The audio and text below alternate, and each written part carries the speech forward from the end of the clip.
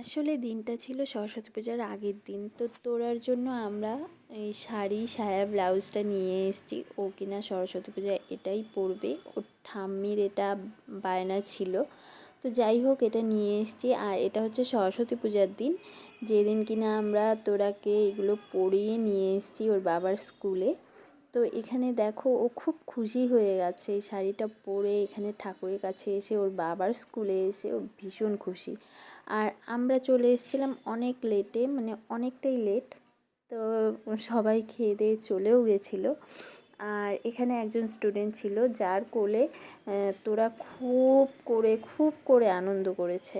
মানে ওর কোলেই সবার কোলে যাচ্ছে না, শুধু ওর কোলেই যাচ্ছে। তো দেখো, ও কোলে নিয়েও ভীষণ খুশি, আর আমার মেয়েও খুব খুশি। তো দুজনেই খুশি। আর এদিকে আমরা এখন খেয়ে নেব। আর দাদা, তো গাইজ এখন আমরা বাড়ি চলে এসেছি। এই দেখো, তোরা প্রচণ্ড ঘুমও পাচ্ছে আর খিদেও পেয়ে গেছে। ওকে খাওয়ানো হয়নি, সকালবেলা একটু ভাত খাইয়েছিলাম। এখন বাজে 1:30, এখন খাইয়ে দেবো। আর আমরা চলে এসেছি। ওর বাবা রয়ে গেছে। ওর বাবা, দাঁড়া কথাটা বলতে দাও। তো ওর বাবা স্কুলেই আছে, ওর বাবাও একটু পরে চলে আসবে। দাঁড়াও।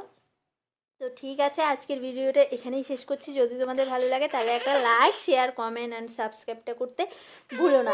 তো আজকের জন্য টাটা। এগুলো সব ওর খুলে দিই, নইলে ও প্রচণ্ড জ্বালাচ্ছে। দেখো, ওর এগুলো মানে পরে থাকতে আর ভালো লাগছে না। ওর এগুলো সব খুলে দিই। আর স্কুলে খুব মজা করেছি। ঠিক আছে, টাটা।